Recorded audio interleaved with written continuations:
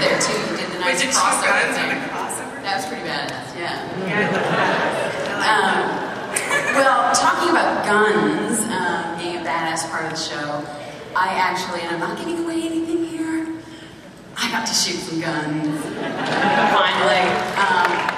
I think James and I started, we were the first scene of the miniseries, which was the spine-blowing sex scene, and we finished the last scene of Main Unit, and this time we were shooting guns. So, I think it was like really the first time I shot Kane, never mind. But it was really getting to shoot guns and run, and I'm not giving anything away.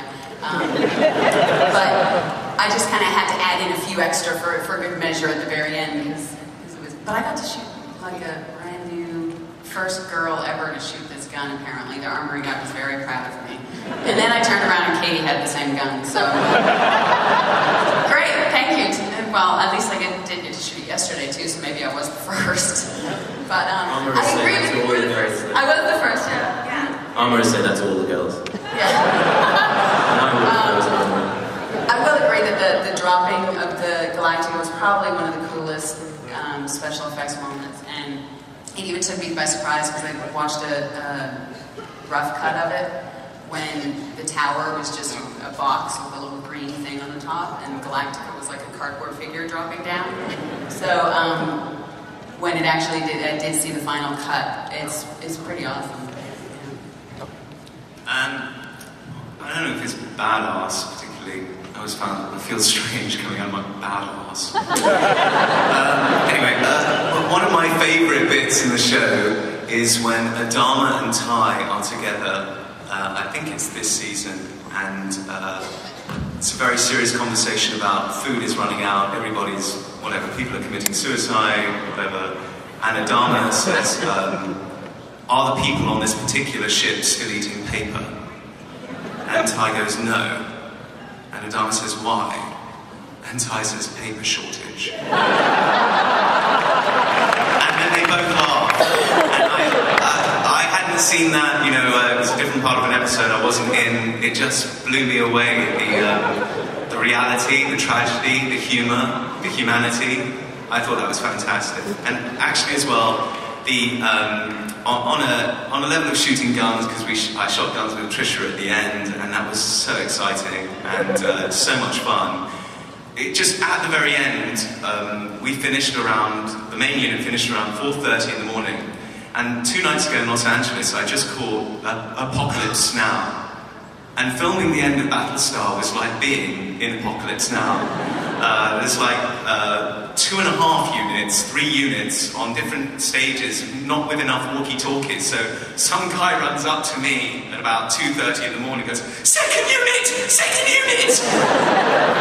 and disappears into the night. I arrive at the second unit. The second unit aren't there. They've moved on. There's some guy going, "Oh yeah, they moved on. I don't know where they are." They can hear sporadic gunfire going off into the night. It was fracking awesome.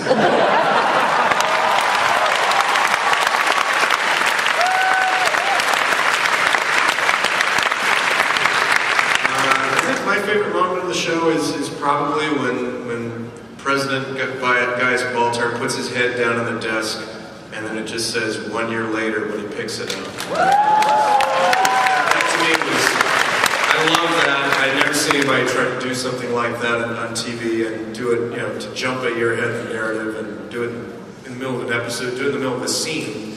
And it wasn't a dream, and we didn't backtrack on it, and we just kept going. And I thought it was a really sort of, you know, really interesting bit of storytelling. I always think about that. I'm very proud of that beat in the show.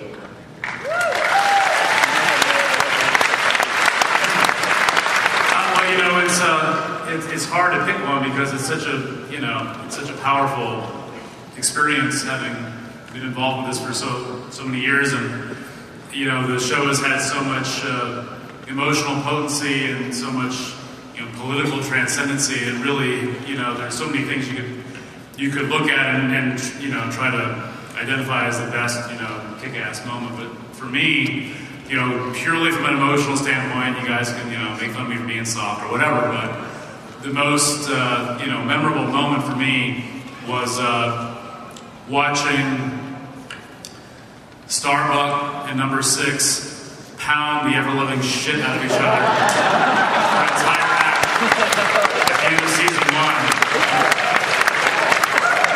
It's hard to do better than that. The crap out of each other too. Like Tricia and I we were calling each other like 2 weeks later going, I still have that bruise on my shin. Yeah. Yeah, it was fun. A lot of fun. I think we became friends that day. Yeah, we both realized we were kind of made of the same stock and that we'd be good friends. They wouldn't kiss though, no matter how much it was. They kept saying to us that if the ratings dropped, they just needed to have that fight again, just add Jell-O. Thank gosh you guys kept the ratings up. We got some questions from the Sci-Fi Digital Network that have been collected for you guys, so I'm going to pass them on TV.com. Question for James Callis from a dude named Escafo. When people from the fleet hear the name Gaius Baltar, there are usually strong emotions that follow. Up until recently, it was almost 100% negative. How did you, James Callis, feel about the cult following that Baltar found himself among? Did you have a hard time balancing who Baltar was with his followers and who they wanted him to be? In one word answer, yes. Sweet, moving on. No, go ahead, give them their answer.